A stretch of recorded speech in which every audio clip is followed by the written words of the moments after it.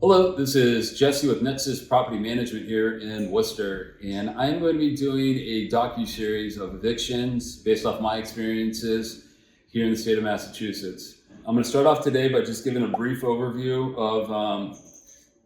of the different types of evictions. In some later videos, I'll go into a little bit more detail about what my experiences have been with those different types of evictions, just to not bore you guys with putting out a video that takes an hour. So I want to just put out a couple small ones and ensure that you guys are getting the information you want and not forcing you guys to sit here and watch a video that just kind of drags on and on and on. I'm going to start off by stating that in the state of Massachusetts, this is a very, very tenant-friendly state, and it is difficult to evict a tenant. The laws are not balanced. They're heavily favored in the tenant's favor, in my opinion. And it is costly for a landlord, and it is time consuming for a landlord. The other thing I want to talk about is the number one question that we are asked as a property management company when a owner is considering an eviction, removing a tenant, is how long does it take? And to be honest with you, there's no answer to that. You need a crystal ball. You just have no idea what's been going on, if all the documents are in place, what the tenant's argument's going to be. There's just a lot of different things that can happen. I've been doing this for about 4 years now.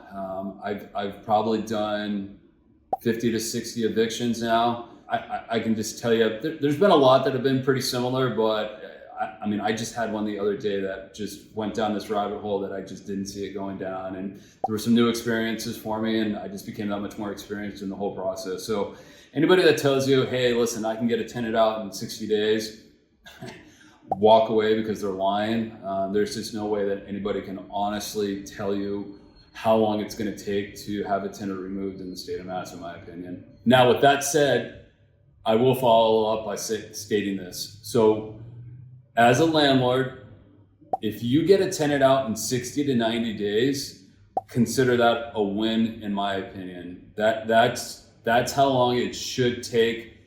If you have all the necessary documentation in place, you filed correctly, if you've gotten a good attorney's assistance, if you've done everything you've needed to do, you filed under the proper type of eviction that you should have filed under, and the tenant doesn't put up too much of a fight and just says, you know what, you're right, it's just time for me to move on, 60 to 90 days, consider that a win.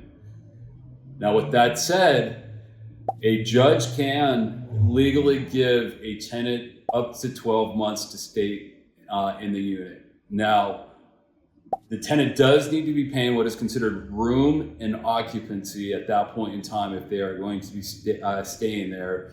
That's equal to usually what the current rent is. At least that's what I have seen. So don't be scared if they have to be there for 12 months. They do have to pay. If they don't pay, then you inform the court that, hey, listen, they missed the payment, based off the agreement.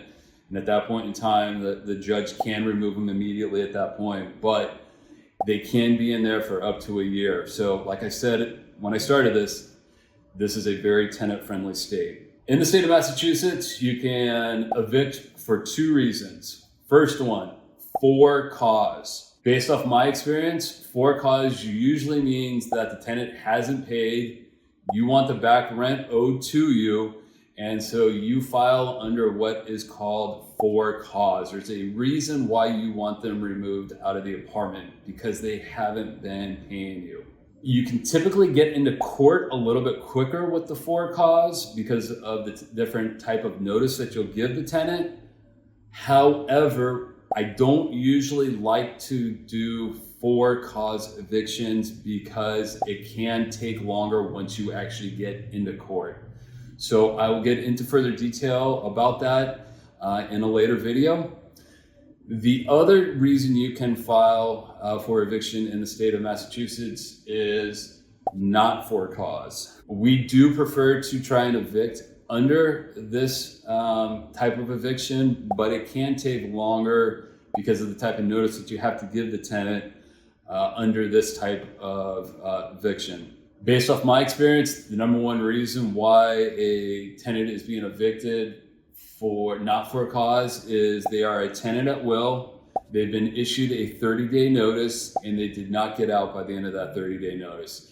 Now, why that 30-day notice was issued, there can be a plethora of reasons, but basically they did not move out after the 30-day notice that the tenant was given. So that's a brief overview of evictions. Hopefully I've kind of caught your guys' attentions to want to come back and watch the rest of the videos that I'll be putting together.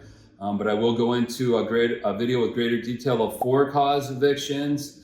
I'll go into a greater detail of not-for-cause evictions, as well as give you what you can typically expect during the processes, as well as just some of my experiences with those different types of evictions.